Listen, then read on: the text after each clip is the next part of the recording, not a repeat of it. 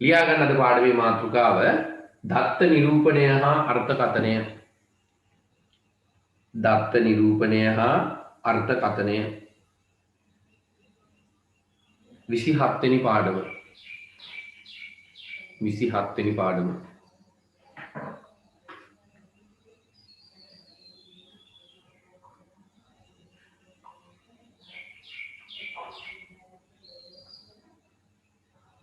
හරි. දත්ත කියලා කියන අපි විසින් එක්ස්ප්‍රෙස් කර ගන්න යම් තොරතුරු. ඒක විවිධ අවස්ථාවල විවිධ තොරතුරු වෙන්න පුළුවන්. දැන් උදාහරණයකට ගත්තොත් එහෙම මම ගත්තොත් පන්තියක සිටින සිසුන් ලැබූ ගණිතයෙන් ලැබූ ලකුණු. මට මේ විදිහට ලියන්න පුළුවන්. අපි හිතමු ලකුණු 50 දෙන විභාගයක් කියලා දරුවෝ. ওই විදිහට මට ලියන්න පුළුවන්.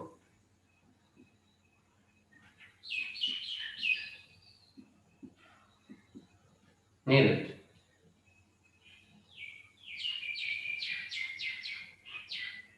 මේ තියෙන පුතේ දත්ත. දැන්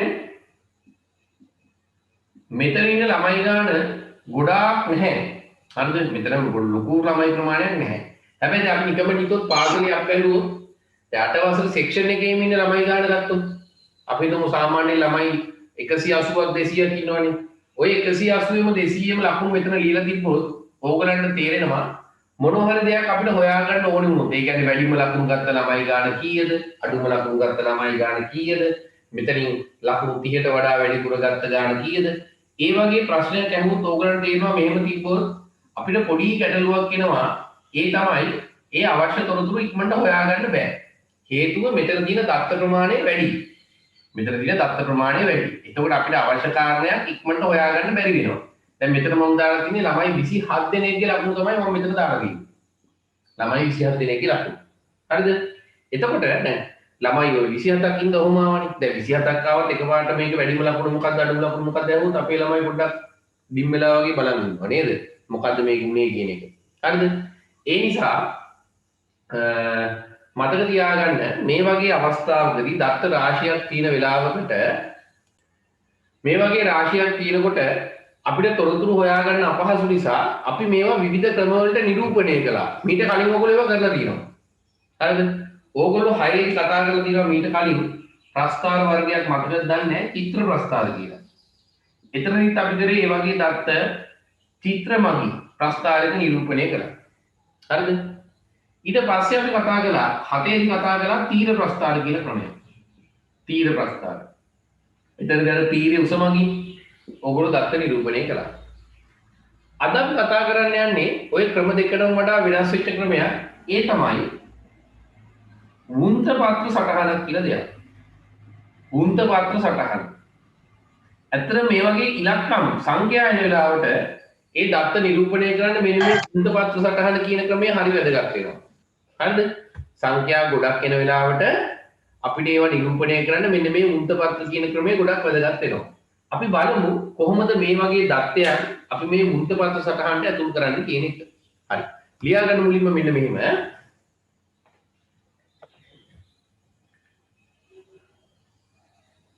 රැස් කරගත් දත්ත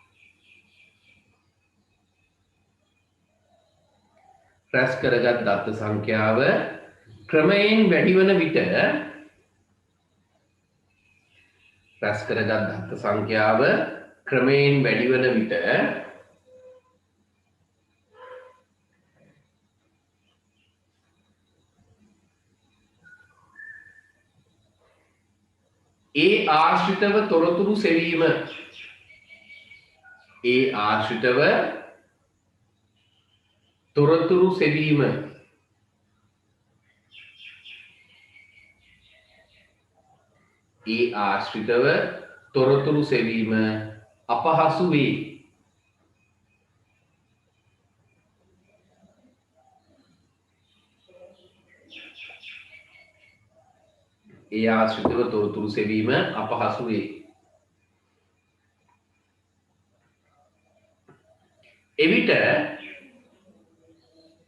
එවිට එම දත්ත නිරූපණය කිරීම සඳහා එවිට එම දත්ත නිරූපණය කිරීම සඳහා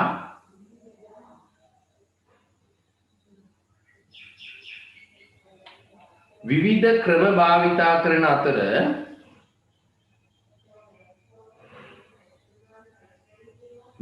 ක්‍රම භාවිතා කරන අතර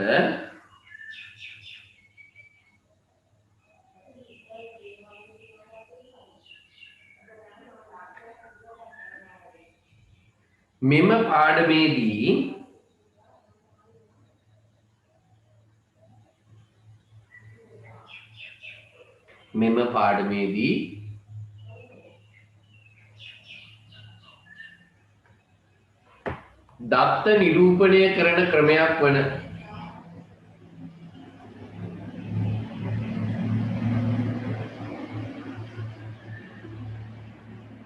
දත්ත නිරූපණය කරන ක්‍රමයක් වන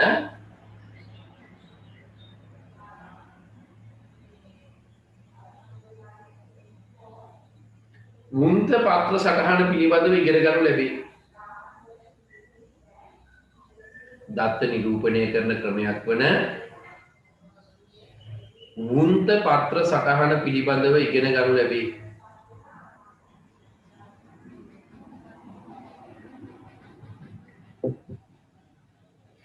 දත්ත නිරූපණය කරන ක්‍රමයක් වන වෘත්ත පත්‍ර සටහන පිළිබඳව ඉගෙන ගනු ලැබේ.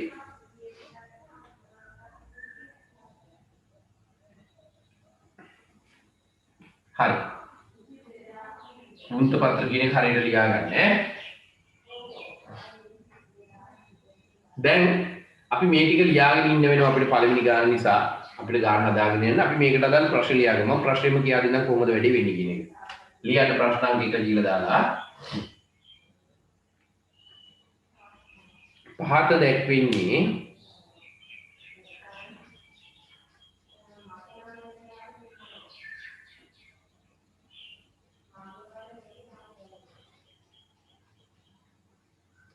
පාසලක සිටින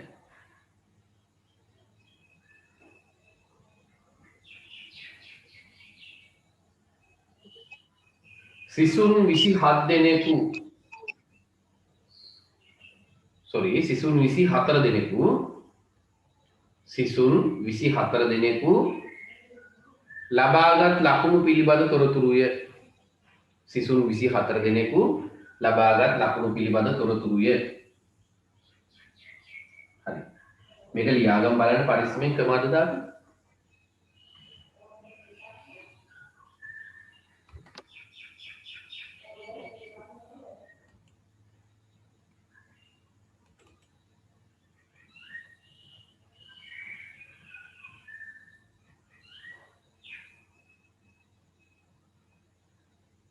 සර්වක ලියා ගන්නද? ඔව් මේක ලියා ගන්න.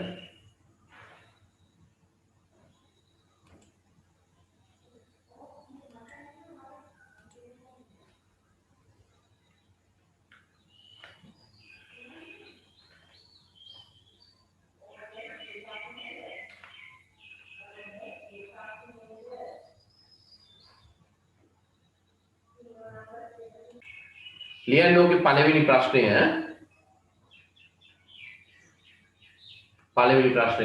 ප්‍රෝමිලක්කම් 1 මෙම තොරතුරු වෘත්ත පත්‍ර සටහනක දක්වන්න. මෙම තොරතුරු වෘත්ත පත්‍ර සටහනක දක්වන්න.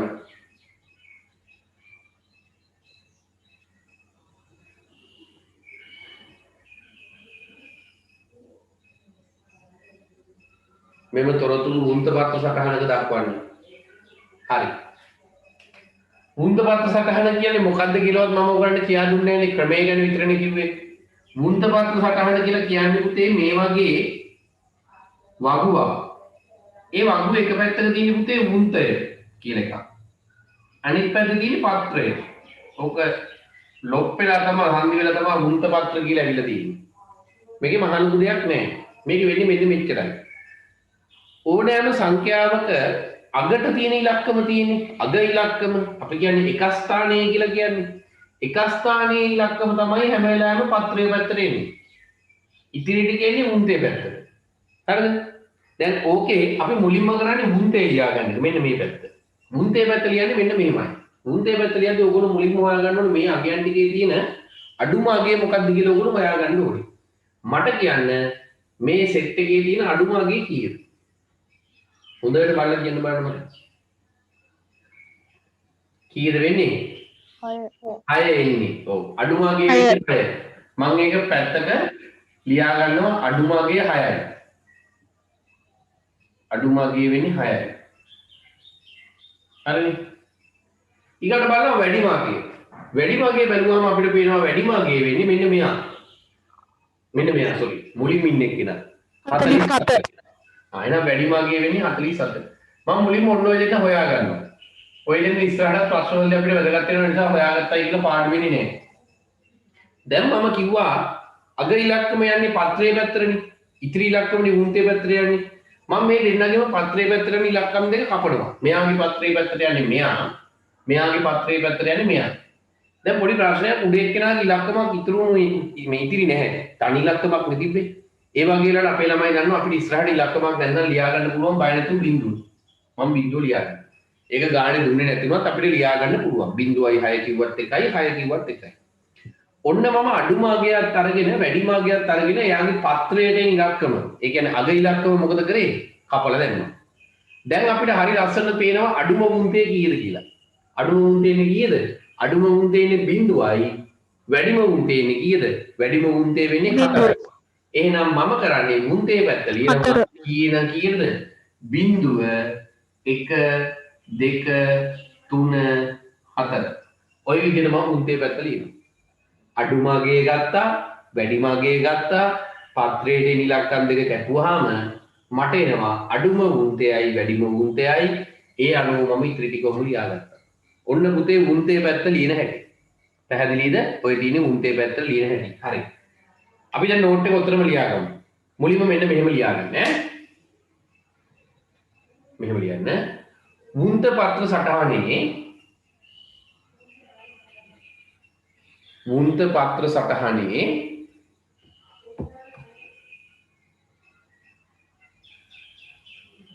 වුන්තය පැත්ත පිළියෙල කර ගැනීම සඳහා වුන්ත පත්‍ර සටහනේ වුන්තය පැත්ත පිළියෙල කර ගැනීම සඳහා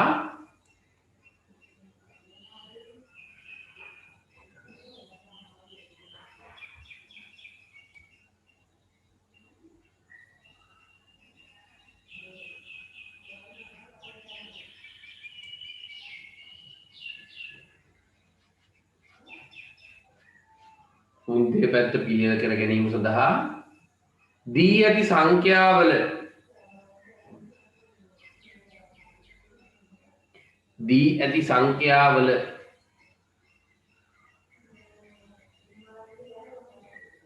අඩුම අගය හා වැඩිම අගයගෙන දී ඇති සංඛ්‍යාවල අඩුම අගය හා වැඩිම අගයගෙන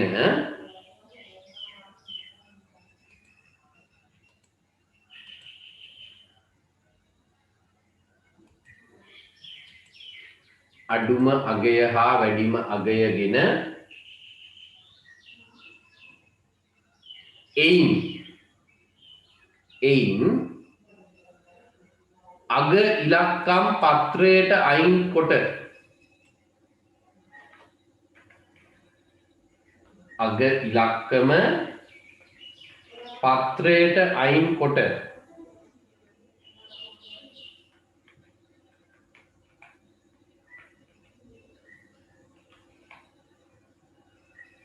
අඩුම වුන්තය හා වැඩිම වුන්තය සොයනු ලැබේ.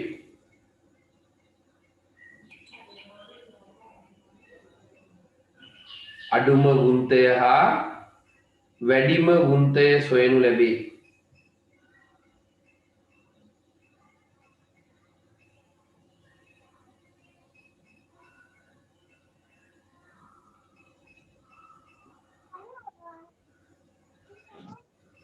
අඩුම වුන්තේ සහ වැඩිම වුන්තේ සොයනු ලැබේ.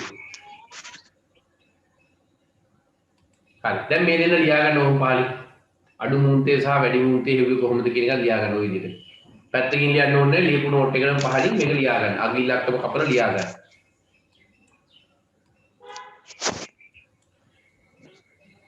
හරි. අඩුම උන්තේ සහ වැඩිම උන්තේ හොයන්නේ අන්න අර මෙන්න මේ කියලා දින්දි විදිහට. හරි. දැන් යටි ලියන්නේ මෙහෙම මේ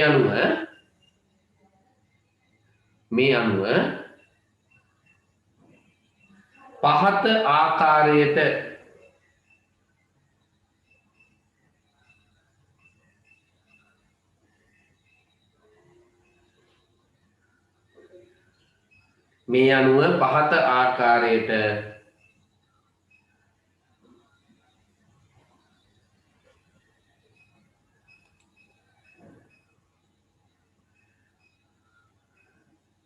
මේ අණුව පහත ආකාරයට වුන්ත පත්‍ර සටහන ඇඳිය හැක. මේ අණුව පහත ආකාරයට වුන්ත පත්‍ර සටහන ඇඳිය හැක.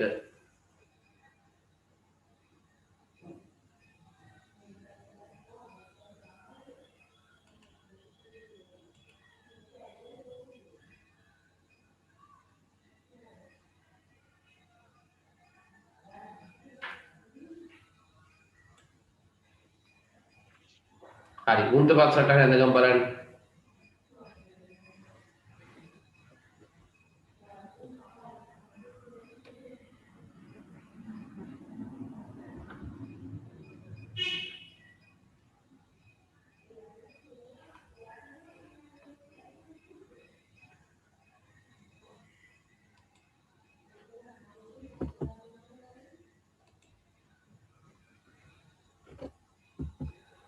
වුන්ත පත්‍ර සටහනේ ওই ටික වුන්තේ පැත්ත ඇඳගමු.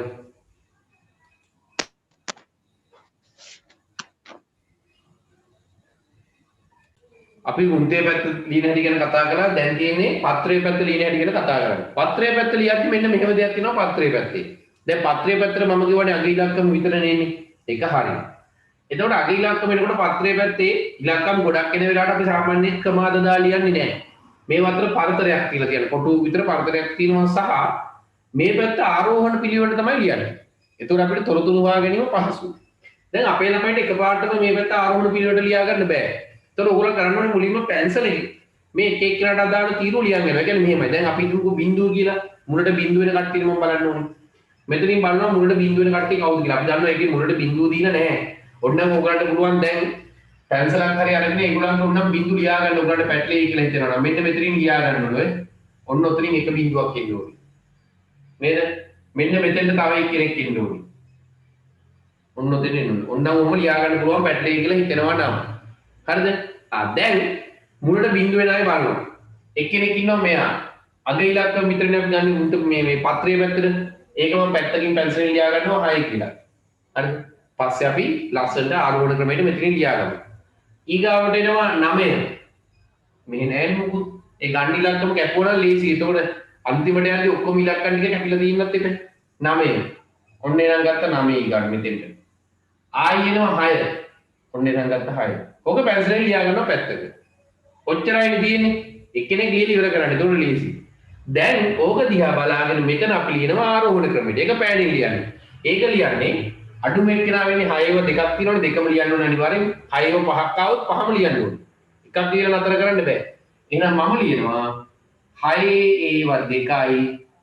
2 ඔන්න බිඳුවට අදාළ කට්ටිය මම ලිව්වා. ලිව්වයන් පස්සේ මේ පැන්සලෙන් ලියපු එක මකලා දාන්න. පැහැදිලිද මං කියන්නේ? ඔන්න බිඳුවට අදාළයි ලිව්වා. එකට අදාළයිත් මං චුට්ට දුරක් යනකම් ලියලා දෙන්නම්. එකට අදාළයි පටන් ගත්තොත් මෙතනින් එනවා 8 මෙතනින් එනවා 3 මෙතනින් එනවා 2 ආවොත් මම එතෙන් වෙනකන් ලිව්වා. ඕගොල්ලෝ ඉතිරි ටිකක් ලියන්න. ලියලා පැන්සලෙන් ලියලා මෙතන මොකද කරන්නේ ඕගොල්ලෝ? ඒක ආරෝහණ පිළිවෙලට ලියාගෙන යන්න ඕනේ. පැහැදිලි නේද?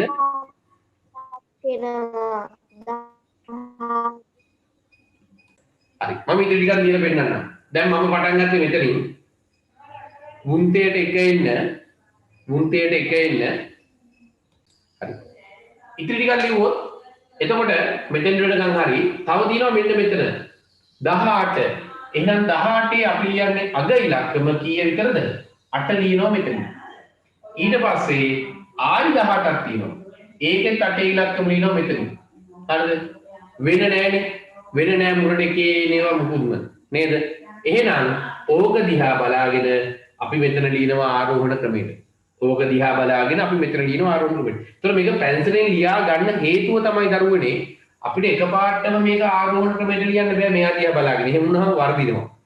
පැන්සලෙන් තියෙන පිළිවෙල ලියාගෙන ඒක දිහා බලාගෙන මට ආරෝහණ පිළිවෙල ලියන්න පුළුවන්. දැන් කොහොමද ඉන්නේ? 2 ඉලක්ක වෙනවා 3 ඉලක්ක වෙනවා 8 ඉලක්කම් 3ක් එනවා. 8 ඉලක්කම් 3ක් එනවා. මම ඊට පස්සේ මේක මකනවා වැඩක් නැහැ නේද? 8 ඉලක්කම් 3ක් එනවා. ඔන්න මුන්තේ එක වෙන ඒ කියන්නේ මුලට එක වෙන සංඛ්‍යා ටික ලියලා ඉවරයි. ඊගාට අපේ ළමයි ලියන්න ඕනේ මුලට දෙකේන සංඛ්‍යා ටික. ඒ කියන්නේ 20 ගණන්. මේකේ පටන් අර ඒක පැත්තකින් පැන්සලෙන් ලියාගෙන ආරෝහණ ක්‍රමයට ලියන්න. බලමු ලියා ගන්න පුළුවන් වේද කියන එක මමත් උදව් කරන්නම්. හරි. දැන් ඔගොල්ලෝ මේ හදපු දෙක ලියා ගන්න බලන්න ඕනේ. මේ හදපු දෙක ලියා ගන්න බලන්න. දෙකේ ඉලක්කමට අදාළ ටික ලිව්වොත් මම මුලින්ම පැන්සලෙන් ලියාගත්තොත් මෙයාගෙන් පටන් ගත්තාම 20 ඒ කියන්නේ මම ලියන්නේ බිඳුව මෙතනත් 20 ඒ කියන්නේ එතනත් බිඳුව 25 5 27 7 29 9 ඔච්චරයි තියෙන්නේ 20 ගණන් නේද? ඔව් ඔච්චරයි තියෙන්නේ. එහෙනම් බලන්න ඉතන ආරෝහණ පිළිවෙලටමයි ලියලා තියෙන්නේ. ලියවිලා තියෙන්නේ ගාණිතේ දීලා තියෙන විදිහට එහෙම වෙනවා. අපිට හදන්න දෙයක් නැහැ ඒක. බිඳුවයි බිඳුවයි 5යි 7යි 9යි. පැන්සලෙන් ලියපු ටික මකලා දාන්න. පැන්සලෙන් ලියපු ටික මකලා දාන්න. හරි. දැන් හරි. දැන් එහෙනම් අපි ඊගාව ටිකක් තනියම ලියමු. මුන්තේට 3 වෙන ටිකයි මුන්තේට 4 වෙන ටිකයි ඒ ටිකක් තනියම ලියන්න බලන්න. හරි. මෙන්න මෙහෙමයි ඉන්නේ අනිත් ටික. 30 ගණන් වලට අදාළ වෙනවා 38 ඊට පස්සේ එනවා 37 32 බලන්න මේ ලියන ඉලක්කම කපා ගත්තාම පස්සේ අපිට හරිය ලේසි නේද අන්තිමට යනකොට 36 31 මෙන්න මේගොල්ලෝ වෙනවා නෝ හරිද එතකොට දරුවනේ මේක ලිව්වහම ඉන්නේ ආරෝහණ පිළිවෙලට 1 2 6 7 සහ අන්තිමට එනවා 8 ඔන්නෝමයි ඊට පස්සේ අන්තිම ගානේ එන්නේ 40 ගණන් 47 40 46 කියන්නේ 7 6 බිඳුව ආයි 46ක් තියෙනවා ආයි 45ක් තියෙනවා ආයි 40ක් තියෙනවා දැන් බලන්න ඔක්කොම ටික අරගෙන නේද කියලා හරිනේ ඔක්කොට විදියවිලා තියෙනවනේ එහෙනම් මේක ලිව්වහම එන්නේ බිඳුවයි 5යි 6යි 6යි අන්තිමට වෙනවා 7 හරි දැන් මෙහෙම ඔක්කොම ලියලා අන්තිමට මේක සේරම ලියුණාද කියලා චෙක් කරගන්න තව ක්‍රමයක් තියෙනවා එකක් මෙතන ඔක්කොම ඉරි වැදුනාද ඒක එකක් අනිත් එක තමයි මම ගාන පටන් ගන්නකොට මෙතන ඉන්න ඔක්කොම ළමයි 24 දෙනෙක් කියලා වුණා බලන්න මෙතන පත්‍රයේ පැත්තේ ඉලක්කම් 24ක් තියෙනවද කියලා 1 2 3 4 5 6 7 8 9 10 11 12 13 14 15 16 17 18 19 20 21 22 23 24 හරි නේද ඒ කියන්නේ වැඩි ගොඩ නේද ඒ කියන්නේ වැඩි ගොඩ ප්‍රශ්නයක් නෑ කියන්නේ එහෙනම් ඔන්න මුන්ත පත්‍රය ඇඳලා හැබැයි මතක තියාගන්න තාම මේක ඉවර නෑ 100%ක් ඉවර නෑ හරිද දැන් අපි ළමයි ඉවර නෑ කියලා කියන අපි ළමයි කියත ඉදි ගහලා නැහැ කියලා ඉදියෝ කොළු ගහගන්න හරිද මෙහෙම වගුල අසල ඉඳන් සම්පූර්ණ කරගන්න වගු අඳින්න ඊට පස්සේ මොකද ඔය කලින් ඇඳලා පුතේ කලින් ඇඳලා උගලන්ට පේනවා වගුවේ සමානලා ඩිඩ මදි වෙනවා අරව මේව ප්‍රශ්නේ දැන් බලලා උන්න වගේ උගලන්ට වගුවේ ටික සම්පූර්ණ කරගන්න පුළුවන් හරිද මේක ඒක නෙමෙයි ප්‍රශ්නේ මේක පුතේ අන්තිමට දැන් හිතන්නකෝ මේ ගාන කවුරුහරි කියවන්න එනවා කියලා දැන් අපි නම් දන්නවා මේක තිබ්බේ ලකුණු මේ තියෙන්නේ 12 මේ තියෙන්නේ 13 කියලා දන්නවනේ ඒකට අනිත් අය එහෙම දන්නේ නැහැ ඒ නිසා ඔයගොල්ලෝ අනිවාර්යයෙන්ම මෙයාව කියවන්න අපි යතුරක් ලියන්න ඕනේ මෙයාගේ පහලින් මොකද්ද ලියන්න ඕනේ යතුර ඒක හැම එකකම ලියනවා අපි යතුර කියලා ලියනවා ඕකේ මහා දෙයක් ලියන්නේ නැහැ ඕකේ ලියන්නේ දැන් අපි ගත්තොත් මෙයාව හරි මෙන්න මෙයාව හරි ගත්තොත් ඔය වගේ ඉලක්කම් දෙකක් මේකේ තියෙන ලියනවා ඒක ලියන්නේ මෙහෙමයි මුන්තේ පැත්තට එක ඇවිල්ලා පත්‍රයේ පැත්තට දෙක ආවොත් මම මෙතනින් ලියුවේ බිඳුව දාලා ලියන්න තු මෙතනින් ලියුවා බිඳුව දාලා ලියුවොත් ප්‍රශ්නයක් නැහැ කැමති ඉලක්කම් දෙයක් ගන්න. ළමයිට ඕන නම් මේකට 2.0 මේක ලියන්න පුළුවන්. 3යි 1යි ලියන්න පුළුවන්. 4 කැමති එකක් ලියන්න පුළුවන්. ඕක ලියලා මම ලියනවා යන්නෙන් ඕකෙන් 12 නිරූපණය වේ. ඔන්න ඔහොම ලියන්න ඕනේ. 12 නිරූපණය වේ. ඒ කියන්නේ කොහොම තියෙන්නේ 12 කියන එක තමයි යෝගී තේරුම. පැහැදිලිද මං කියන එක? දැන් ළමයි කියයි ඉතින් සර් ඕක ලියන්න දෙයක් ඈ. මේ තියෙන 12 අපි දන්නවනේ කියලා. අපි දන්නවා අපිට මේ ටික දීපු නිසා. වෙන කවුරු හරි ඇවිල්ලා කියනකොට අපේ ළමයි ඒත් කියයි ඉතින් සර් ඉලක්කම් 2යිනේ තියෙන්නේ කියලා. එහෙම නොවන තැන් එනවා ඉස්සරහට. මම කියලා දෙන්නම්. හරිද? ඒ නිසා එහෙම අපිට කියන්න බෑ මෙතන දිහා බලාගෙන අපි කිව්වට එහෙම බෑ. පිටින් එන කෙනෙක්ට මේක කියවන්න පුළුවන් වෙනවා. එතකොට එයා දන්නවා 1 2කින් කියන්නේ 12. එහෙනම් 1 3ෙන් කියන්නේ 13. 1 8ෙන් කියන්නේ 18. නේද? ඒ විදිහට යාට කියව ගන්න පුළුවන්. ඒ නිසා අනිවාර්යයෙන්ම වුන්ද පත්‍ර සටහනෙන් ඇන්දෑන් පස්සේ ඒකේ අගින් මේ පහලින් අනිවාර්යෙන් අතුරක් ලියන්න ඕනේ. මට ලියන්න ඉඳ නිසා තමයි මම කිව්වේ ඕගොල්ලෝ එකක් දීලා පෙන්නන්න. මේකට අදාළ අතුරක් දීලා පෙන්නන්න.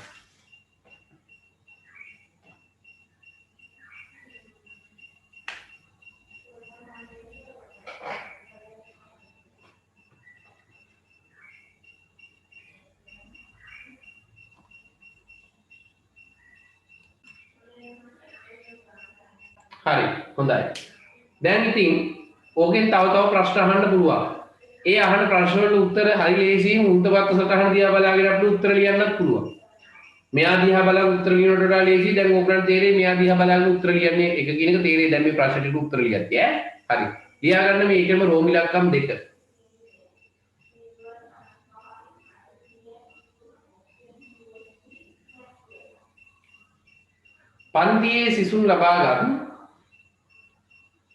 පන්තියේ සිසුන් ලබාගත්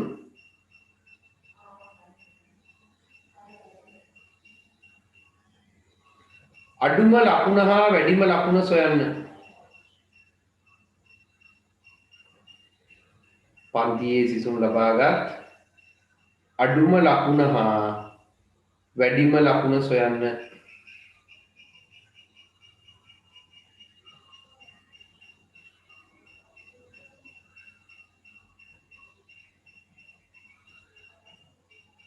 අපි කල්ුතෝගේ හෙව්වනේ. හරි. ලියලා පෙන්නන්න. ඒක ලියද්දි අඩුම එක්කෙනා මේක වැඩිම එක්කෙනා මේක කියලා ලියන්නේ ඈ.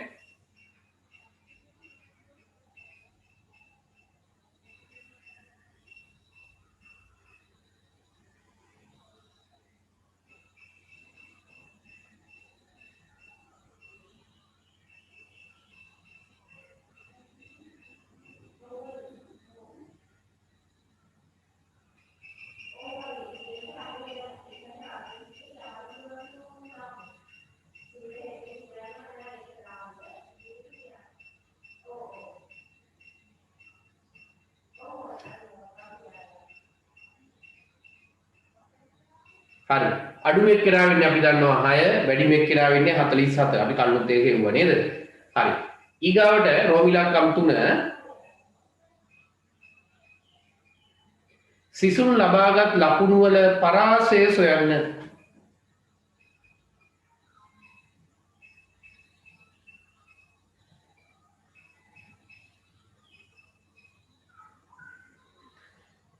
සිසුන් ලබාගත් ලකුණු වල පරාසය සොයන්න.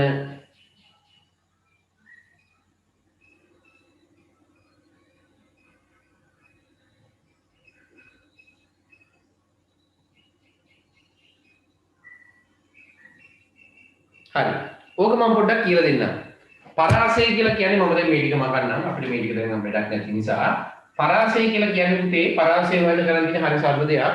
ඒ තමයි ඔය වගේ උගලන්ට ඕනෑම ගානක පරාසය හොයන්න කියලා આવොත් ඕකේ ආපු වැඩිම අගය තියෙනවනේ. වැඩිම අගයෙන් අඩු කරන්න අඩුම අගය. දැන් අපි උඩ හෙව්වා. වැඩිම අගය උනේ කීයද අපිට ආවේ? 47. ඕකෙන් අඩු කරන්න 6ක්. අඩු කරන උත්තරේ කීයද කියලා දාන්න. ඕකට තමයි අපි පරාසය කියලා කියන්නේ. මහා ලොකු දෙයක් නෙමෙයි. ඕකට තමයි අපි පරාසය කියලා කියන්නේ.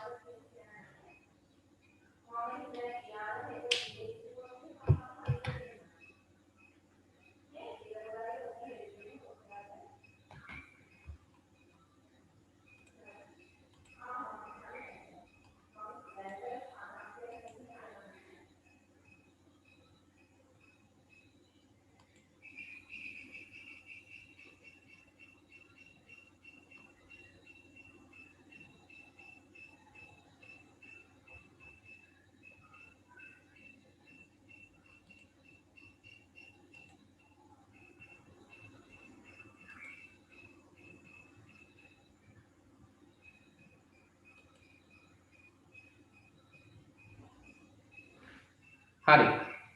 අපි දැන් පරාසයත් හොයාගත්තා. නේද? පරාසයත් හොයාගත්තා. ඒ රෝමිලක්කම් තුන්වෙනි ප්‍රශ්නේ. ඊට රෝමිලක්කම් හතරෙන් මම අහනවා මෙහෙම දෙයක්. මෙතෙන් දෙන්නේ 41 ඈ.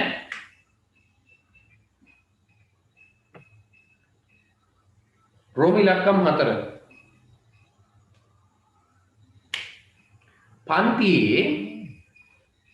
පන්තියේ ලකුණු 30කට වඩා පන්තියේ ලකුණු 30කට වඩා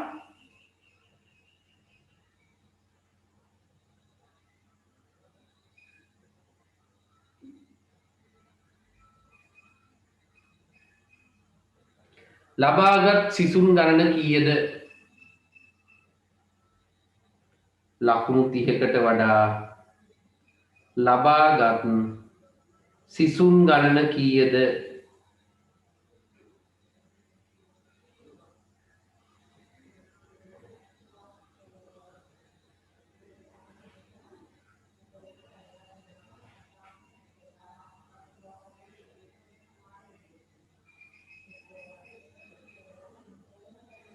මෙතනින් ඔය 30ට වැඩිපුර ගත්ත කට්ටිය. දැන් අපිට පේනවා 30 ගණන් පටන් ගන්න මෙතනින් ඉඳන් නේද? ඔතනින් හොයන්න පුළුවන්. හොයන්න බලන්න කීයක් ඉන්නවද කියලා.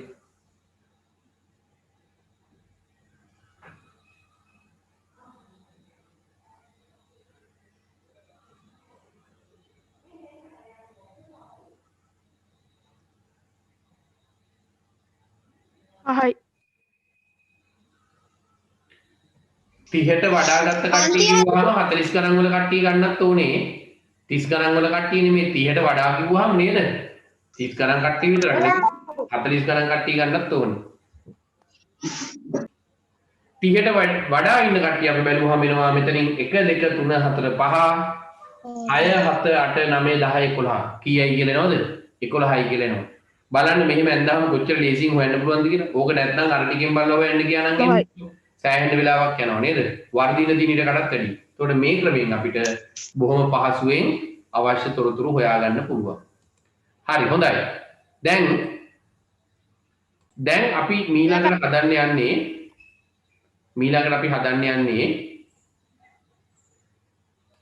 අපි දැන් හදන්න යන්නේ අච්චුපතේ ගාන. මොකද මේක ප්‍රශ්න ලියන්න යන වෙලාව අඩු කරගන්න. නැත්නම් මේකට ප්‍රශ්න ලියන්න ඕගලන්ට පේනවා ටිකක් ලොකු වෙලාවක් යනවා. අච්චුපතේ තියෙන මෙන්න මේ ගාන 127 වෙනි පිටුවේ තියෙන දෙවෙනි ගාන 127 වෙනි පිටුවේ තියෙන දෙවෙනි ගාන ඔයගලන්ට පේනවා ගාන නේද? හරි. වුන්දපත්තු සටහනක දක්වන්න කියලා කියනවා. ඉක්මනට අදින් බලන්න අපි ඒකේ දෙවෙනි ගාන.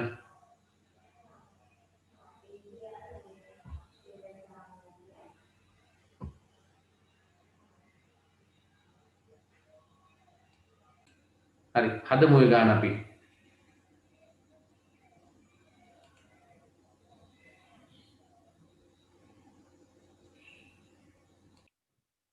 මම ආයි කිව්වොත් මේ ගානේ අඩුම අගය වෙන්නේ 9 වැඩිම අගය වෙන්නේ 30.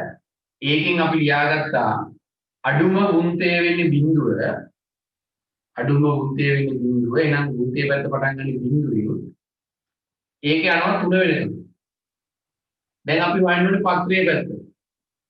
බිඳුවේව ගත්තොත් ඒ කියන්නේ ඔතන ඔය තනි ඉලක්කමෙන් තියෙන සංඛ්‍යා ගත්තොත් අපිට තනි ඉලක්කමෙන් තියෙන සංඛ්‍යා වලට හම්බෙන්නේ දරුවනේ මෙන්න මේගොල්ලෝ විතරයි. ඒ 9 විතරයි. ආයේ 0.9 කියන ඒගොල්ලෝ දාලාම තියෙනුනේ. හරි. ඒතකොට එයා විතරමයි ඉන්නේ. එයා විතර කියන්නේ කරන්න දෙයක් නෑ. එකේ වට ලියද්දි මම මුලින්ම ගත්තොත් මම මුලින්ම පැන්සලෙන් ලියනවා විදිහට ලියාගෙන ඉන්නම්. උඩම තීරු වෙනවා 19යි 18යි. කියන්නේ 9කුයි 8කුයි එනවා. දෙවෙනි තීරුවෙන් එනවා 12කුයි 17කුයි එනවා. 12කුයි 17කුයි එනවා. ඊට පහළ තීරුවේ 10කුයි 15කුයි එනවා. ඔය ටික තමයි ඉන්නේ. එතකොට මේක ආරෝහණ පිළිවෙල ලිව්වොත් බිඳුව 2 5 බිඳුව 2 5 7 8 9 7 8 9 ඔන්නෝමයි 20 ගණන් ගත්තොත් උඩ පොලිමේ මුලින්ම තියෙනවා 9ක් තියෙනවා 7ක් තියෙනවා 8ක් තියෙනවා නේද? එක ළඟමයි ටික තියෙන්නේ. ආයි 2යි 1යි 0යි 4ක් තියෙනවා 2යි 1යි 0යි 4ක් තියෙනවා. උඩ පෙළිය විතරයි ওই ටික ඔක්කොම ආවේ. ඊට යට පෙළිය 8ක් තියෙනවා 3ක් තියෙනවා 1ක් තියෙනවා 8 3 1 ඊට පස්සේ එනවා 5 7 6 ඒකේ ඉන්නව 5 7 6 තියෙනවා. ඊට පහළ පෙළිය දිනවා 6 9 5 4 6 9 5 4 තියෙනවා නේද? තුන්වෙනි පෙළියේ ඒ ටිකත් අපි ලියා ගන්න ඕනේ. 6 9 5 4 ඔය විදිහට තියෙනවා. ඊගාට 0.998 0.998 මෝ ගොඩක් තියෙනවා නේද? 20 ගණන් වල තමයි සෑහෙන දේ තියෙන්නේ. හරි. ලියමු අපි. දැන් අතනින් නම් මෙතන ලියද්දි මට පොඩි ක්‍රමයකුත් භාවිතා කරන්න. මෙතනින් නම් ඉලක්කම් වලට කතරයක් ගහගන්න වෙයි ගොඩක් තියෙන නිසා. කමක් නැහැ බලමු. මුලින් බලමු බිංදුවේ දෙකක් තියෙනවා. ඔන්න මම මේ දෙන අරන් ගන්නවා. අන්න එහෙම ගහගත්තද ලේසි. දැන් අපි බලුවොත් එකේව දෙකක් තියෙනවා. මෙන්න එකේව දෙක. ඒකත් හරි. ඊගාට දරුවනේ දෙකේව එකක් තියෙනවා. ඔන්න දෙකේ එක. ඒකත් හරි. ඊගාට පුතේ තුනේවා දැන් අපිට වගු මෙහෙම යන්නේ ඈ. මට විතරයි ඉඳීනේ කියලා හිතමු. විතරයි ඉඳීනේ කියලා හිතමු. ප්‍රශ්නයක් නැහැ. අපිට පුළුවන් ඉතින් ටික පහලින් ලියන්න. හරිද? ඉතින් ටික අපිට පහලින් ලියන්න පුළුවන්. එහෙම ගැටලුවක් නැහැ. තුනේව එනවා එකක් එනවා. තුනේව එකයි. ඔන්න මෙතන. හතරේව දෙකක් එනවා. හරිද? එතකොට දැන් අපිට සිද්ධ වෙනවා පුතේ මෙතන තව කීයක් එනවනේ. පොඩ්ඩක් මෙයා පහලින් ලියා ගන්න වෙන්නේ. හරි. හතරක් එනවා. හතරේවා දෙකක් තියෙන නිසා මම හතරේව දෙකක් ලියනවා. ඒ ලියලා මෙතනින් අයින් කරනවා දුක තව ලියසි. පහේව එකක් එනවා. ඔන්න පහේ එක. පහේව දෙකක් එනවා. සෝරි. පහේව දෙකක් එන්නේ. හයේව දෙකක් එනවා. මෙන්න හයේව දෙක. මම ඒකත් මෙතනින් අයින් කරන්නම්. හතේව දෙකක් එනවා. මෙන්න හතේව දෙක. මම ඒ දෙකත් අයින් කරන්නම්. අටේව තුනක් එනවා. මෙන්න අටේව තුන මම ඒකත් අයින් කරන්නම්. නවේවා හතරක් එනවා. මෙන්න නවේව. දැන් තව පහක් යනෝනේ. තව පහක් යනවා. දැන් ලියමු ඉතින්. ඊට මැදින් නම් අපිට ඕක ලියන්න පුළුවන්. ඒක ප්‍රශ්නයක් නේ. නේද? ඊට මැදින් නම් අපිට ඕක ලියන්න පුළුවන්. බලන්න ඔය ටික හරියට ඔක්කොම තියෙනවද කියලා. ඒකේ 20 ගණන් වලින් ගොඩක් ඇවිල්ලා තියෙනවා. ඒකයි ප්‍රශ්නේ. 30 ගණන් ගත්තොත් 30 තියෙනවා. 30ව දෙකක් තියෙනවා. එච්චරමයි මම හිතලා තියෙන 30 ගණන්. ඔව්. 30ව දෙකක් තියෙනවනේ. එහෙනම් ඒකට එන්නේ බිංදුවයි බිංදුවයි. ඕක ඔක්කොම ඇදලා ඉවරලා යටින් ඕගොල්ලෝ අනිවාර්යෙන් දාන්න ඕනේ මොකද? යතුරු දාන්න ඕනේ. යතුරු දාන්න ඕනේ ඉස්සෙල්ලා වගේ. නේද? කැමති ලක්ෂණ දෙකක් අරගෙන යතුරු කියන එක්කෙනා ලියන්නේ. යතුරු කියන එක්කෙනා ලියන්නේ. අපි වැඩේ 100%ක් හරිද කියලා බලන්න අර අන්තිමට චෙක් කරලා බලමු මෙතන මේ ප්‍රශ්න දීලා තියෙන සංඛ්‍යා ටික 30ක් තිබ්බනේ.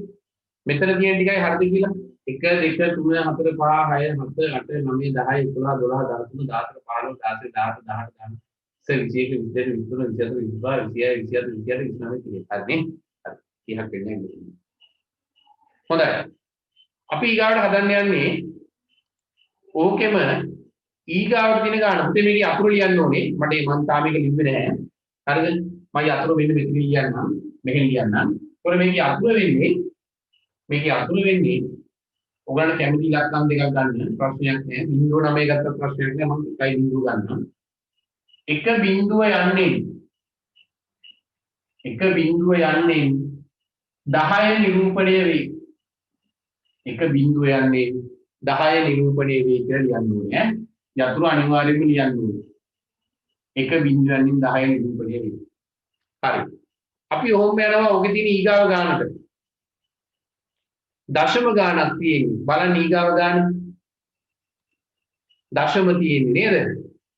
දැන් ඔතනදී අපේ දරුවෝ යන්නේ අර නීතියම තමයි. ඔතනදී අර නීතියම තමයි.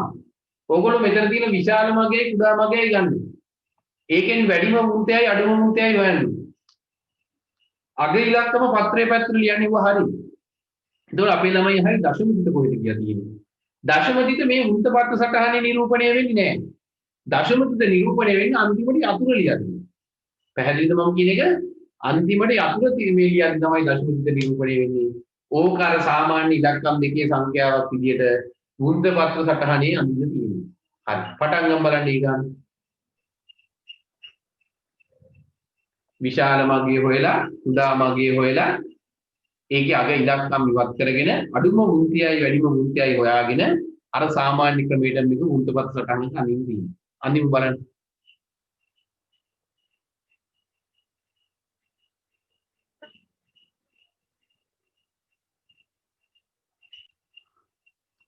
උතරදි කරන්න තියෙන හොඳම දේ දශම නැහැ කියලා හිතාගෙන වෘත්තපත්ත සටහනේ ලකුණු කරගෙන යන්න සාමාන්‍ය විදියට. අන්තිමේදී යතුරෙන් අපි දශම දින කොහොමද නිරූපණය වෙන්නේ කියන එක බලමු.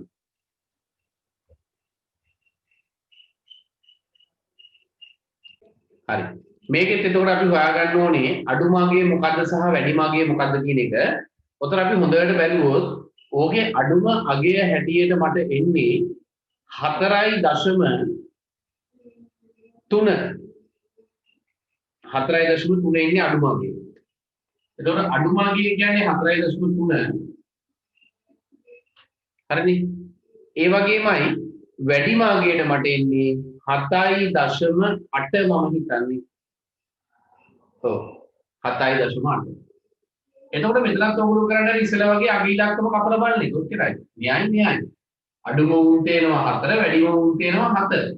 එහෙනම් මම උන්ටේ පැත්ත ලියා ගන්නවා 4 5 6 7 වෙන විදිහට. 4 5 6 7 පත්‍රයේ පැත්තේදී මුලින්ම අපි ගමු 4.0 ගණන් ගෙවුවා. උඩම පේළියේ තියෙනවා 3 ඒවා දෙකක්.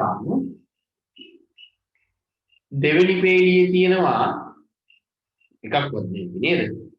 අවසාන පේළියේ තියෙනවා තව 3 එකක්. 43 කියලා තියෙනවා. එහෙනම් 3 ඒවාම තුනක් එන්නේ යන්නේ. දශමදිත් කියන්නේ නැහැ. දශමදිත් කියන්නේ නැහැ.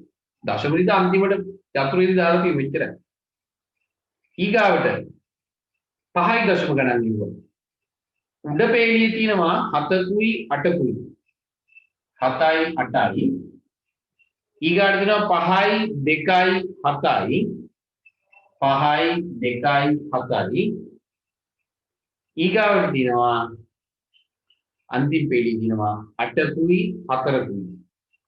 8යි 4යි. හරි. ආරෝහණ ක්‍රමයට නිකුත් වෙන්නේ 2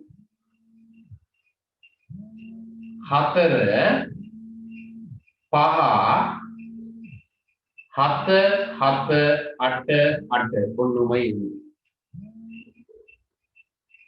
2 4 5 7 7 8 8 ඔය විදිහට එනවා. හරි මම මේක මහන්නේ ඊගාවට 6.0 ගණන් ගෙවුවා. උඩම පේළිය එනවා 5කුයි 2කුයි 9කුයි 5 2 9 ඊට යට පේළිය එනවා 9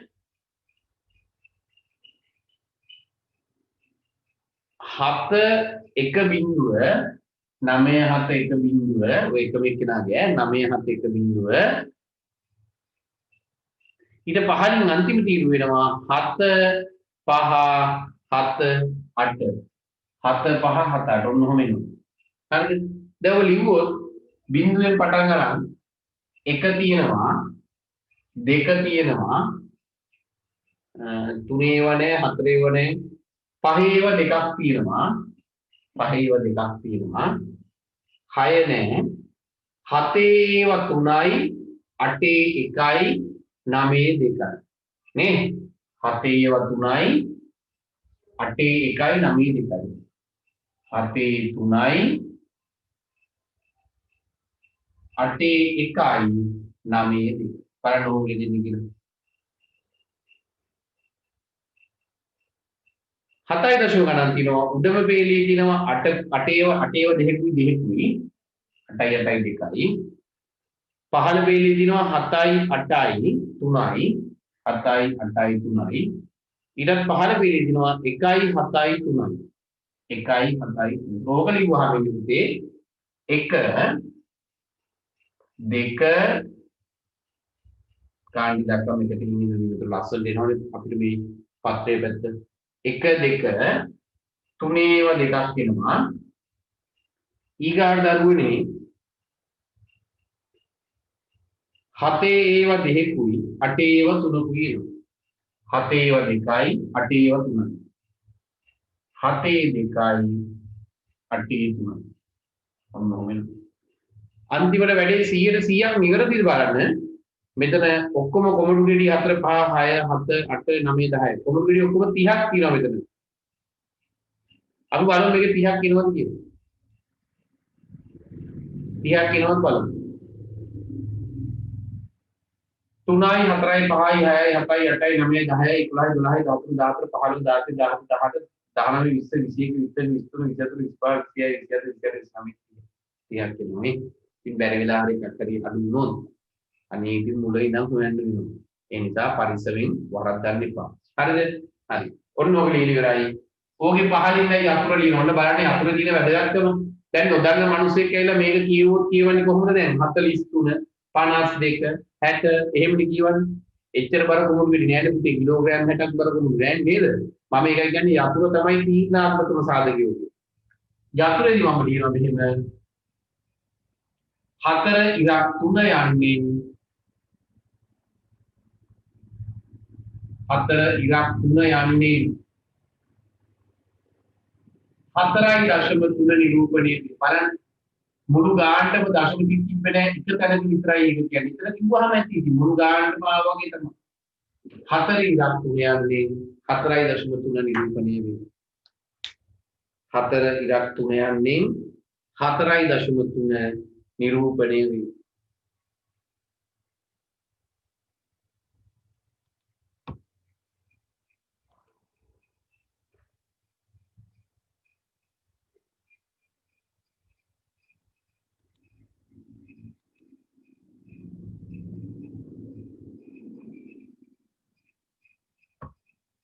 හොඳයි අපි ඊගාවට මේක තව එකම එක ගානක් හදන්න යන්නේ අද.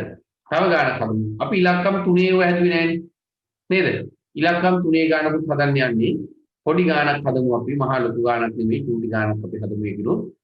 එතනදී ඉලක්කම් 3ක් එනකොටත් අර ක්‍රමෙම තමයි. ඒතකොට පත්‍රයේ පැත්තට පුතේ අග ඉලක්කම යනවා. මුන්තේ පැත්තට ඉලක්කම් 2ක් එනවා. හරි අපි ගාන කිව්ව බලමු. 27 එක අභ්‍යාසයේ පළවෙනි ගාන බලන්න. 27 එක අභ්‍යාසයේ පළවෙනි ගාන.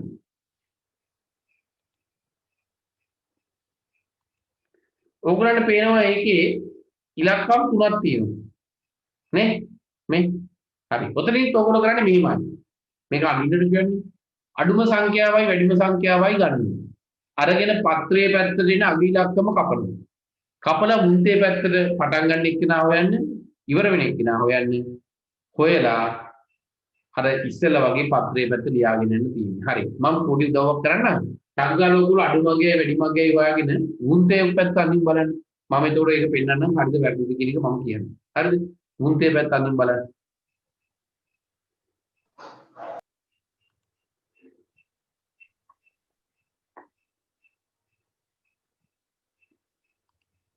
අපි පොඩ්ඩක් බලමු ඕකේ මුන්තේ පැත්ත කොහොමද ලියන්නේ කියන එක.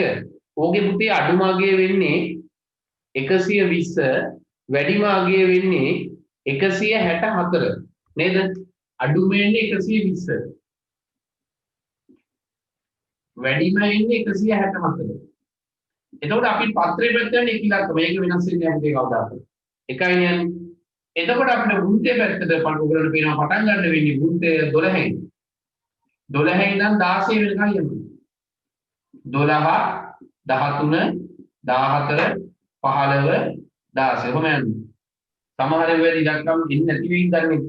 නැතුනොත් එහෙම ඉතින් ඒගොල්ලෝ අයින් කරන්න පුළුවන්. මං හිතන්නේ මේකේ 130 ගණන් ඉන්නවා නේද? තියෙනවා නේ 120 ගණන් 30 ගණන් 40 ගණන් 50 ගණන් ගැට ඔක්කොම තියෙනවා. පොඩ තියෙනවා. හරි. මේ තියෙන්නේ පත්‍රයේ පැත්ත. හොඳට මතක තියාගන්න. මුන්තේ පැත්තට ඉලක්කම් 4ක සංඛ්‍යාවක් ආව නිකන් හිතන්නකො 1230 ආවයි කියලා. පත්‍රෙට එන්නේ එකයි. පත්‍රෙට එන්නේ එකයි. ඉතිරි තුන වෙන්නේ මුන්තේ පැත්තට. එහෙමයි ඉන්නේ. හරි දෙක මතක තියාගන්න නේ. හරි. දැන් පත්‍රේ පැත්තට පුරවල දාමු ඉක්මනට. ඔකට වැඩි වෙලා යන්නේ එකක් කරන් දෙන්න ඕකට ගන්න. සංඛ්‍යා ගොඩක් නේ ඉතින් පොඩ්ඩයි.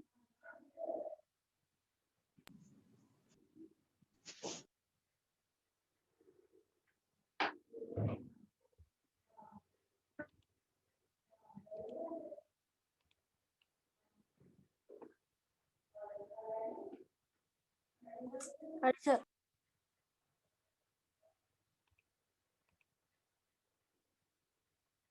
හරි. මෙන්න මේ විදිහට මේ ගාන හදන්න පුළුවන්.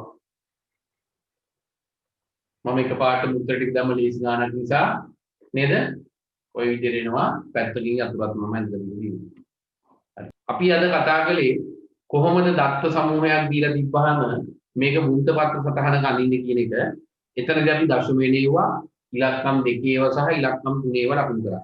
සාමාන්‍යයෙන් අපේ විභාගෙට එන්න පුළුවන් මට්ටමේ ගණන් වලට ඉන්නේ ඔය වගේ ගණනක් තමයි. අර මම කිව්වා වගේ මෙතනින් පාඩම ඉවර නැහැ. අපිට මේ පාඩම තව ටිකක් එහාට තියෙනවා. ඊළඟ සතිය අපිට තියෙනවා මාතේ මධ්‍යස්ථය හා මධ්‍යේනය කියන කරුණු ගැන කතා කරන්න. එහෙනම් ඊගා වීඩියෝදී අපි මේ පාඩමේ ඉතිරි ටික ගැන කතා කරමු. ඉතින් ඕගලන්ට පුළුවන් තාමත් අපේ මේ YouTube channel එක subscribe කරේ නැත්නම් subscribe කරලා තියාගන්න. එතකොට මේ වගේ අලුත් වීඩියෝ එකක් දාපු ගමන් ඕගලන්ට දැනගන්න පුළුවන්. එහෙනම් අපි ඉක්මනින්ම නැවත හමු වෙමු. ඔබ සැමට ආයුබෝවන්.